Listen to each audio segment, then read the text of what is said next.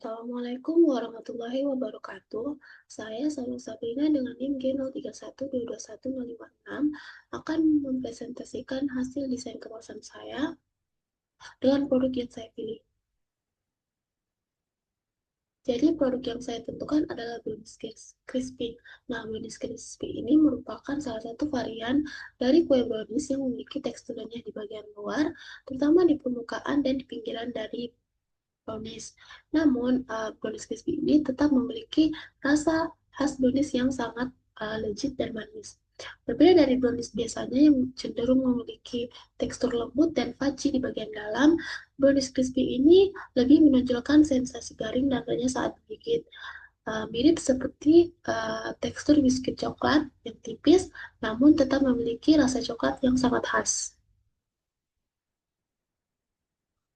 Nah, adapun kelebihan dan kekurangan dari brownies crispy ini, yaitu eh, kelebihan utamanya itu terletak pada tekstur unik yang dimiliki dari brownies. Tekstur unik yang dimiliki dari brownies ini dapat menarik perhatian konsumen dengan inovasi produk yang ditawarkan. Kemudian permukaan yang renyah dan garing ini akan memberikan sensasi berbeda dibandingkan dengan brownies biasanya yang cenderung memiliki tekstur yang lembut. Kemudian brownies crispy juga memiliki daya simpan yang lebih lama dibandingkan dengan brownies pada umumnya yang memiliki tekstur lembut dan lebih lembab.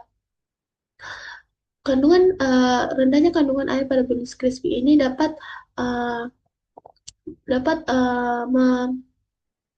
mencegah pertumbuhan mikroorganisme yang dapat merusak produk.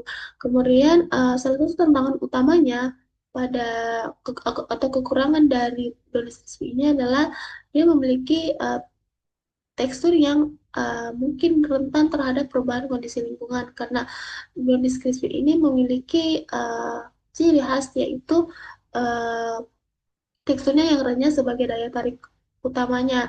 Nah, maka jika brownies crispy ini rusak akibat kondisi lingkungannya atau uh, kondisi selama penyimpanannya, maka dan sehingga dia akan menurunkan kerenyahan dari produk, maka produk semakin tidak berkualitas dan dapat menurunkan daya tarik konsumen.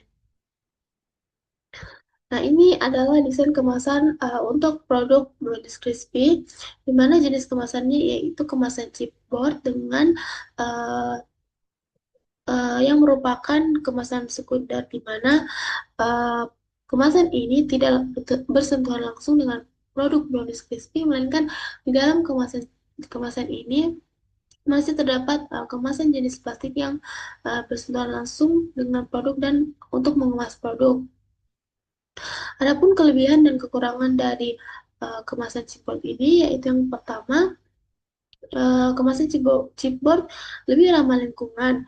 Kemudian yang kedua yaitu tidak mudah pecah sehingga lebih aman untuk mengemas produk brownies crispy ini. Nah, produk brownies crispy ini akan dikemas dengan berat 250 gram dan ukuran kemasan kurang lebih sebesar 15 kali 25 kali 5 cm.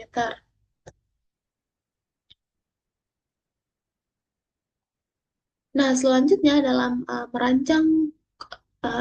mendesain dan merancang suatu kemasan pangan ada beberapa tahapan yang perlu dilakukan. Yang pertama adalah riset produk dan pasar, di mana kita perlu memahami sifat fisik dan kimia dari produk tersebut, kemudian siapa target konsumennya dan bagaimana produk tersebut berinteraksi dengan kemasan ataupun bagaimana produk tersebut rentan terhadap bahan-bahan tertentu ataupun ya. Kemudian setelah menentukan produk yang akan dikemas, kemudian pemilihan jenis kemasan dan material yang sesuai dengan produk yang akan dikemas. Hal ini berdasarkan pada sifat-sifat produk serta juga kebutuhan dalam proses distribusi dan penyimpanan. Apakah bahan penyusun dari jenis kemasan tersebut aman atau tidak dalam mengemas produk tersebut. Kemudian adapun tahap selanjutnya yaitu desain grafis kemasan, di mana mencakup terhadap pemilihan warna, tipografi, ilustrasi, serta elemen lainnya dalam mendesain kemasan seperti logo ataupun slogan-slogan yang identik dengan produk tersebut. Kemudian yang terakhir adalah pembuatan prototipe, di mana pembuatan prototipe ini bertujuan untuk melihat kemasan dengan dimensi yang lebih jelas atau tiga dimensi, sehingga dapat menjadi salah satu bahan evaluasi dalam penciptaan kemasan. Kemudian yang terakhir adalah evaluasi atau pengujian kemasan untuk mengemas produk tersebut, di mana kita melihat karakteristik produk selama dikemas dengan jenis kemasan tersebut, kemudian lampu penyimpanannya ataupun karakteristik dari kemasan tersebut. Nah, jadi adapun kesimpulan dari presentasi ini yaitu desain kemasan pangan adalah perpaduan antara ilmu material, teknologi pangan, desain grafis, dan psikologi konsumen.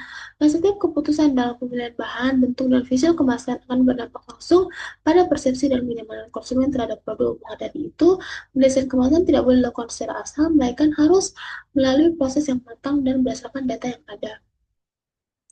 Kurang lebih sekian presentasi dari saya. Mohon maaf jika ada kesalahan kata dan penulisan. Sekian dari saya. Terima kasih.